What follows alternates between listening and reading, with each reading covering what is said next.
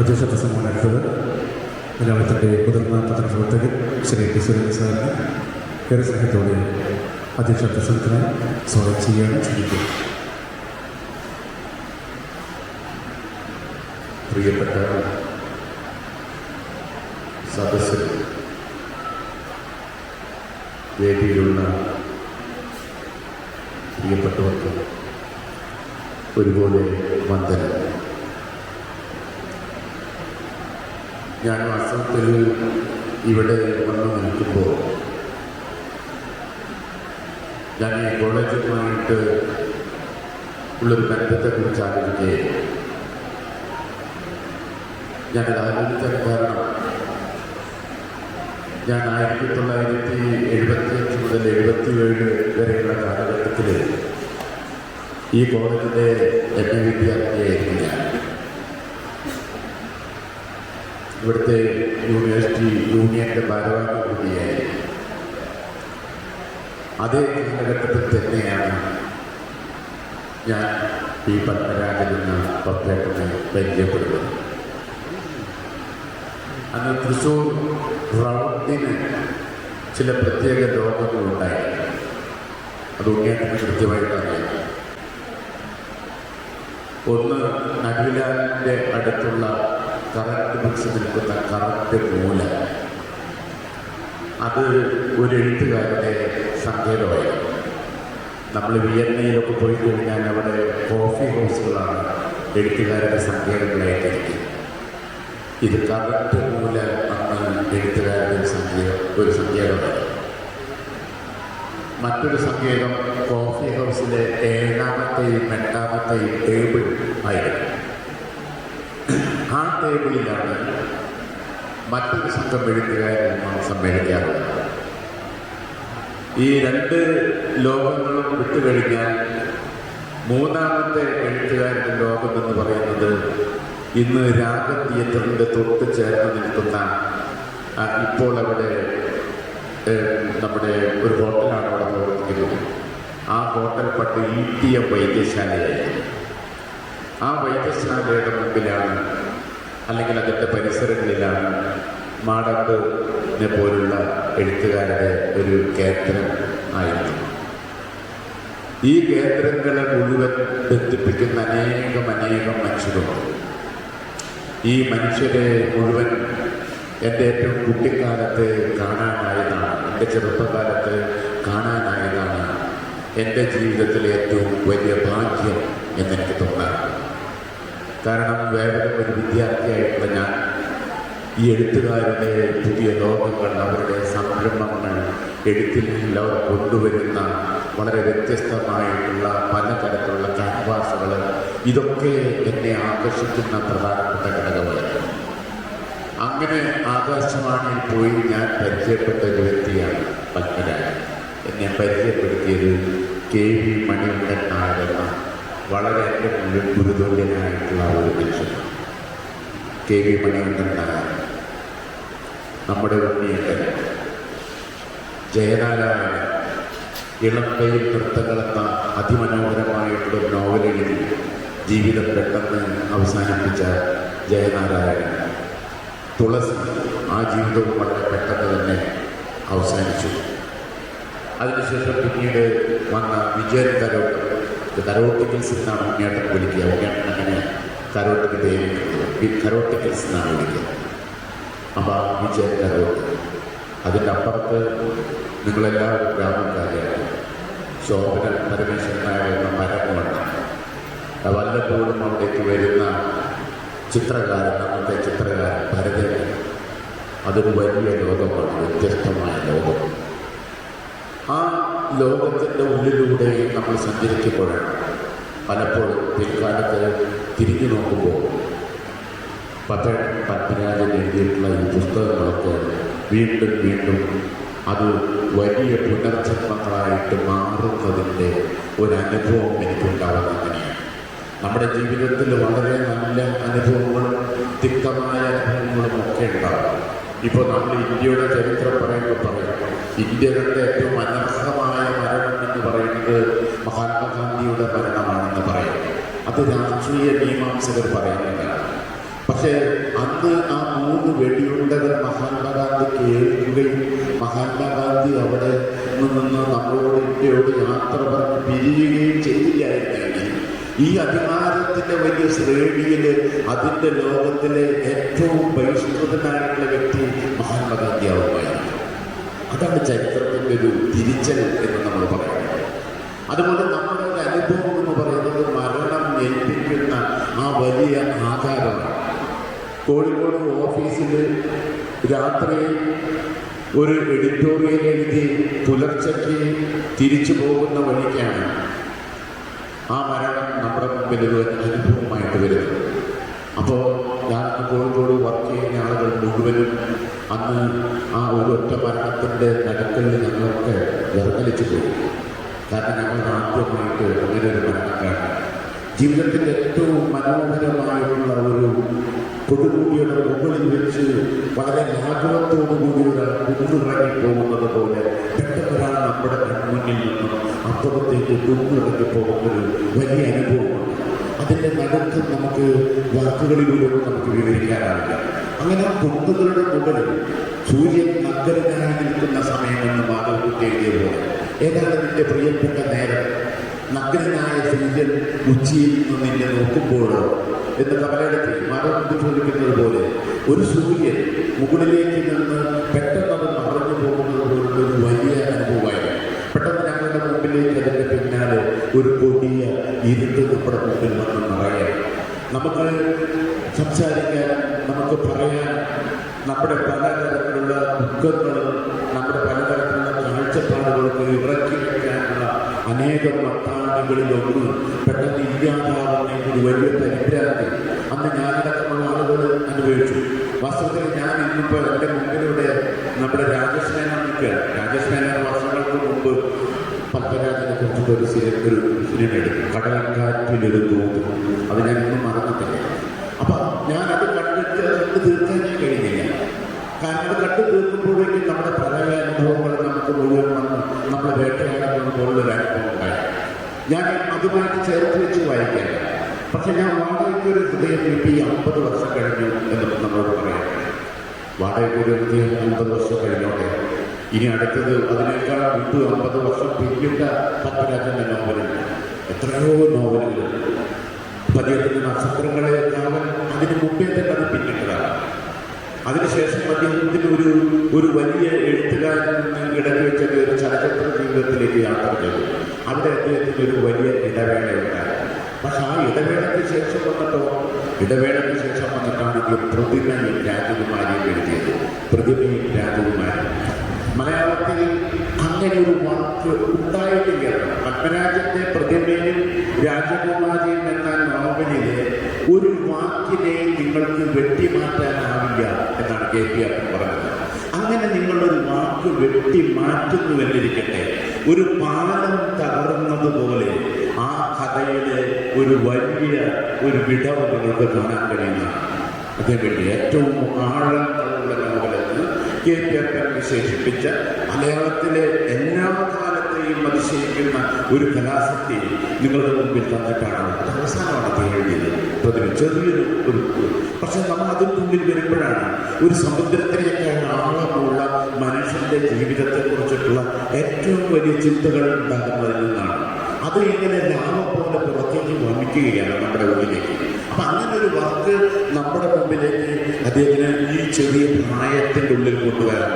അതുകൊണ്ടാണ് ഞാൻ പറഞ്ഞത്, സൂര്യൻ ഏറ്റവും ഉയർന്ന് കത്തിക്കൊണ്ട് നിൽക്കുന്ന സമയത്ത് അതൊരു കെട്ട അനുഭവമാണ് ഞങ്ങൾക്ക് എല്ലാവർക്കും ഉണ്ടായത്. അപ്പം ഈ നക്ഷത്രങ്ങളെ കാവലായാലും നമ്മുടെ ഈ ഇപ്പോൾ നമ്മളിന്ന് വാടകയ്ക്കൊരു ഹൃദയമായാലും ഇതാ ഇവിടെ വരെയായാലും അതിലൊക്കെ അദ്ദേഹം കൊണ്ടുവന്നിട്ടുള്ള ജീവിതത്തിൻ്റെ ഒന്നുകിൽ നഗര പശ്ചാത്തലം അല്ലെങ്കിൽ ഗ്രാമീണ പശ്ചാത്തലം, അതല്ലാത്ത അയഥാർത്ഥമായിട്ടുള്ള ചില ക്യാൻവാസുകൾ അദ്ദേഹത്തിന്. ഇപ്പം ഞാനെപ്പോഴും ആലോചിക്കാറുണ്ട്, ചെറിയൊരു നോവലാണ് നന്മകളുടെ സൂര്യൻ എന്ന് പറയുന്നത് ചെറിയൊരു നോവലാണ്. പക്ഷെ ആ നോവലിലാണ് നമ്മൾ പ്രണയത്തിൻ്റെ ഭംഗിയെക്കുറിച്ച് ഏറ്റവും ആധികാരികമായിട്ട് മലയാളിയെ അനുഭവിപ്പിച്ചത് ആ ചെറിയ നോവലാണ്. ആ ചെറിയ നോവലിനാണ് ആദ്യമായിട്ട് പറയുന്നത് പ്രണയത്തിൻ്റെ ഏറ്റവും വലിയൊരു പ്രത്യേകത അതിൻ്റെ നഷ്ടങ്ങളാണ്. നഷ്ടപ്രണയത്തിനാണ് ഭംഗിയെന്ന് എന്നൊന്നും പറഞ്ഞില്ലേ. അതുപോലെ നഷ്ടമാണ്, പ്രണയം നഷ്ടമാണ്. അതിലെ കഥാപാത്രം, ആ മേരി എന്ന് പറയുന്ന കഥാപാത്രം ഏറ്റവും അവസാനം തൻ്റെ കാമുകനെ, തൻ്റെ കൂട്ടുകാരെ തട്ടിയെടുക്കുമ്പോൾ അവൾ പെട്ടെന്ന് അവളുടെ വ്യക്തിത്വം കുറച്ചുകൂടി പരിപാകമാവുകയാണ്, അത് കുറച്ചുകൂടി വികസിക്കുകയാണ്. അപ്പോൾ നമ്മൾ വിചാരിക്കുക, ഈ പ്രണയം എന്ന് പറയുന്നത് ഒരു കളിപ്പാട്ടം പോലെ നമുക്ക് വലിച്ചെറിയാവുന്നതാണ്. അത് ഒരു പക്ഷേ നമ്മൾ പിന്നെയും പിന്തുടർന്നല്ല. എന്നിട്ട് ആ പ്രണയത്തിൻ്റെ ഏറ്റവും ഉദാത്തമായ നിമിഷങ്ങളിൽ ഷംസ് അവൾക്ക് സമ്മാനിച്ച ആ മഞ്ചാടിക്കുരു ഷംസിൻ്റെ മുമ്പിൽ വെച്ച് അവൾ തടാകത്തിലേക്ക് വലിച്ചെറിയുകയാണ്. അതോടുകൂടി അവൾ ആ പ്രണയത്തെ വലിച്ചെറിഞ്ഞ് അവളൊരു ധീരയായ ഒരു സ്ത്രീ ആയിട്ട് മാറും. അങ്ങനെ സ്ത്രീയുടെ ജീവിതത്തിന് ജിതവും അജിതവുമായ ഒരു വലിയ ലോകമാണ് യഥാർത്ഥത്തിൽ പത്മനാഭന്റെ എല്ലാ പുസ്തകങ്ങളിലും ഉൾപ്പെടുന്നത്. ഞാൻ ഈ വളരെ ഹൃദയത്തിൽ വായിച്ചതിൻ്റെ ഒരു ഓർമ്മയിൽ ഞാൻ പറയാം. നിങ്ങൾ അതിനെ അശ്വതി എന്ന് പറയുന്ന ആ കഥാപാത്രത്തെ നമ്മൾ എടുത്തു നോക്കുമ്പോഴാണ് ആ കഥാപാത്രത്തിന്റെ ഒരു വ്യക്തിത്വം നമുക്ക് വളരെ പെട്ടെന്ന് മനസ്സിലാവും. ആദ്യത്തെ ഭർത്താവിനെ അയാൾ ഒരു ഓമനയെപ്പോലെ മാത്രം അവളെ താലോലിക്കുമ്പോൾ അവൾക്ക് ലഭിക്കുന്നതൊന്നെല്ലാം ലഭിക്കുന്നില്ല. ഏറ്റവും അവൾക്ക് ആവശ്യം നമ്മുടെ ആന്തരികമായിട്ടുള്ള മനസ്സിൽ നിന്നുള്ള സ്നേഹമാണെന്ന് മനസ്സിലാക്കി അവളവിടെ വിട്ടുപോകുന്ന ഒരു നിമിഷമാണ്. ആ വിട്ടുപോകുന്ന നിമിഷത്തിൽ നമ്മൾ പടിയിറങ്ങുമ്പോൾ അവിടെ കേൾക്കുന്നത് ഈ പരമേശ്വരന്റെ തേങ്ങനാണ്. പരമേശ്വരൻ പറയുന്നത് അവിടുന്ന് തന്നെ കാമുകനായിട്ടുള്ള കേശവൻകുട്ടിയുടെ അടുത്തേക്ക് പോകും. കേശവൻകുട്ടിയുടെ അടുത്തേക്ക് ചെല്ലുമ്പോഴാണ് അവൾക്ക് വീണ്ടും പരമേശ്വരനെ ഓർമ്മ വരികയാണ്. താൻ വിട്ടുകളഞ്ഞത് എത്രമാത്രം ദൃഢമായ, എത്രമാത്രം പ്രസരിപ്പുള്ള, എത്രമാത്രം മനോഹരമായുള്ള ഒരു ബന്ധമായിരുന്നു അവൾക്ക് തോന്നാണ്. അവൾ അവിടെ നിന്നും അവിടെ തോറ്റ് പിന്മാറാണ്. പക്ഷെ അവൾ തോൽക്കാൻ തയ്യാറില്ല. മൂന്നാമതൊരു ബന്ധത്തിലേക്ക് കടക്കും. പക്ഷെ മനുഷ്യനെ സംബന്ധിച്ചിടത്തോളം അവൻ്റെ ജീവിതത്തിലെ ഏറ്റവും വലിയൊരു പ്രതിസന്ധി എന്ന് പറയുന്നത് അവനെ തന്നെ വിചാരണ ചെയ്യുമ്പോഴാണ്, അവനോട് തന്നെ ചോദ്യങ്ങൾ ചോദിക്കുമ്പോഴാണ്. അശ്വതി അനേകം ചോദ്യങ്ങൾ അവനോട് തന്നെ ചോദിക്കുന്നുണ്ട്. കേശവൻകുട്ടി നിരന്തരമായിട്ട് വിചാരണ ചെയ്തുകൊണ്ടിരിക്കുന്ന എത്രയോ സന്ദർഭങ്ങൾ ഈ നോവലിലുണ്ടെന്ന് എന്തോ ഓർമ്മയിൽ നിന്ന് മാത്രമേ എനിക്ക് പറയാൻ കഴിയുന്നുള്ളൂ. അങ്ങനെ ആ നോവൽ മുഴുവനുമായിട്ട് മനുഷ്യബന്ധങ്ങളുടെ ഏറ്റവും അഗാധമായിട്ടുള്ള വ്യക്തിനിർഭരമായിട്ടുള്ള സംഘർഷങ്ങളിലേക്ക് യാത്ര ചെയ്യണം. അങ്ങനെ യാത്ര ചെയ്തുകൊണ്ടാണ് നമ്മൾ ആ നോവലിന് കാലങ്ങളെ അതിശയിക്കാൻ കഴിഞ്ഞെന്ന് ഞാൻ വിശ്വസിക്കുന്നു.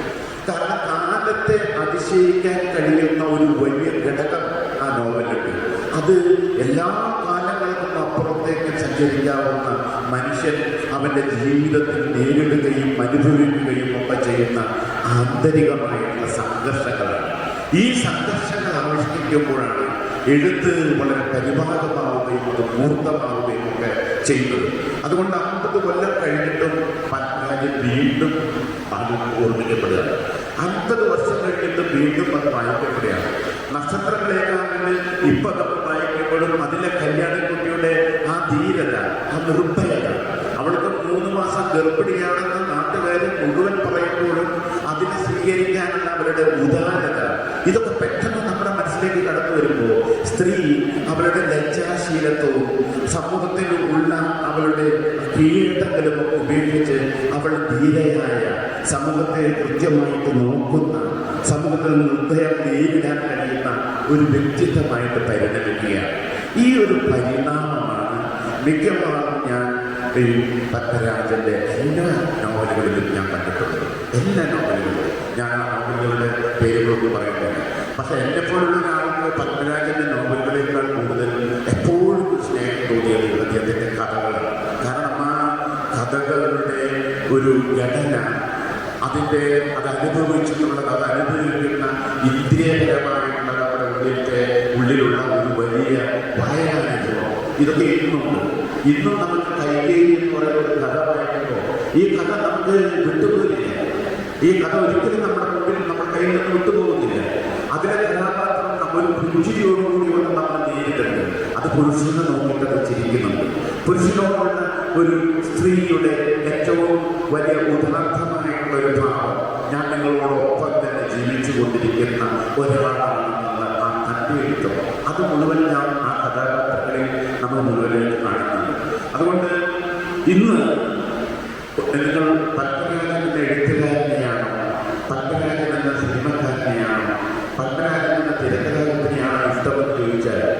നമുക്ക് ഒരിക്കലും നമുക്കതൊരു പൂർണ്ണമായ കൃത്യമായിട്ടുള്ള മറുപടി നമുക്ക് പറയാൻ സാധ്യമാണ്. കാരണം ഞാൻ ഏർപ്പെട്ട എല്ലാ മേഖലകളിലും ഞാൻ വ്യാപരിച്ച മേഖലയിലൊക്കെ അതിന് മുന്നിൽ നടന്നതാണ്. മറ്റെഴുത്തുകാരോടൊപ്പം നടക്കുന്നില്ല, മറ്റെഴുത്തുകാരുടെ മുമ്പിൽ നടക്കും, ചരിത്രകാരന്മാരുടെ മുമ്പിൽ നടക്കും. വളരെ കൃത്യമായിട്ട് എനിക്ക് ഏറ്റവും അഡ്വഞ്ചറസായിട്ട് സിനിമയെ കുറിച്ചിട്ട് സങ്കല്പിക്കുകയോ ചിത്രമെടുക്കുകയോ മലയാളം ചെയ്തിട്ടുണ്ടെങ്കിൽ അത് പലരാജൻ തന്നെയാണ്. നിങ്ങൾ പ്രയാണമെടുത്ത് നോക്കൂ, പലരുടെ പ്രയാണമെടുത്ത് നോക്കൂ. അതിനാണ് ഇതിവൃത്തം എന്ന് പറയുന്നത് തന്നെ നമ്മൾ 20 കൊല്ലത്തിന് ശേഷം നമ്മൾ നമ്മുടെ സമൂഹം ചിന്തിച്ചതാണ്. അപ്പോൾ നമ്മുടെ സമൂഹം ചിന്തിക്കുന്നതിനേക്കാൾ മുമ്പുള്ള സാധ്യതകളെ കുറിച്ച് അവരെ ചർച്ച ചെയ്ത് 2 കലാകാരന്മാർ ചർച്ചകളുണ്ടാക്കിയ ഒരു സിനിമയാണ് 1975 പ്രയാണം എന്ന സിനിമ. നിങ്ങൾ ആ സിനിമകളൊക്കെ നോക്കുകയാണ്. അപ്പോൾ ഇന്ന് നമ്മൾ കാണുന്ന മനുഷ്യജീവിതത്തിൽ കാണുന്ന അവൻ്റെ എല്ലാ തരത്തിലുള്ള രസതന്ത്രങ്ങളെയും ഭാവങ്ങളെയും ഒക്കെ അനേകം കഥാപാത്രം കൊണ്ടുവന്നു. ഇനിയിപ്പോൾ നഗരം സൃഷ്ടിക്കുകയാണെന്ന് വിചാരിച്ചു, ഒരു നഗരത്തിലേക്ക് കടക്കാൻ ഞാൻ ഇപ്പോഴും ആലോചിക്കുകയാണ്. വിക്രമകാളീശ്വരം എന്ന അജ്ഞാത നഗരത്തെ കുറിച്ചിട്ട് പറ്റുകയാണെങ്കിൽ ഒരു പെയിന്റർക്ക് മാത്രമേ ഞാനത് അങ്ങനെ ആവിഷ്കരിക്കാൻ കഴിയും വിശ്വസിക്കുന്ന ഒരാളാണ്. ഞാൻ കുട്ടികളോട് പറഞ്ഞോളൂ, ഞാൻ പറഞ്ഞു ഇതിലെങ്ങനെയാണ് ഈ നഗരത്തിനെ കാണുന്നത് ചോദിച്ചു. ഞാൻ ക്ലാസ്സിലെത്താൻ പോകുന്ന കുട്ടികൾക്ക് ഈ കഥ വിക്രമകാളീശ്വരത്തിനെ കുറിച്ച് പറയാൻ എല്ലാം ദൃശ്യവൽക്കരിച്ചിരിക്കുകയാണ്.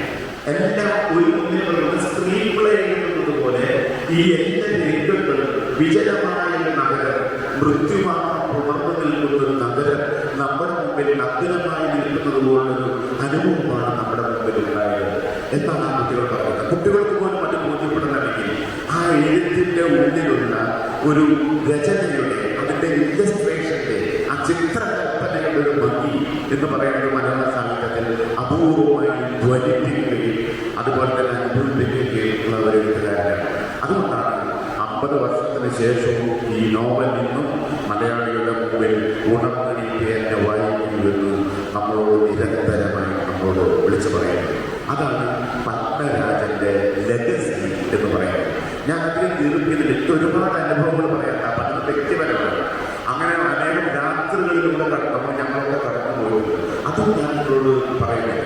പക്ഷെ ഞാൻ നിങ്ങളോട് ആലോചിക്കുകയും ഇവരൊക്കെ എന്തുകൊണ്ടാണ് നേരത്തെ പോയത്, ഇതുകൊണ്ടൊന്ന് ആലോചിച്ച് നോക്കിയാൽ മതി. എന്തുകൊണ്ടാണ് ഇവരൊക്കെ നേരത്തെ പോയത്? അത് ഇവർ നമ്മളെന്താണുള്ളത്? കുഞ്ഞാമൻ ഈ അടുത്ത ദിവസമാണ് ആത്മഹത്യ. കുഞ്ഞാമൻ്റെ ആത്മഹത്യയുടെ മുഖത്തിലെന്തായിരുന്നു?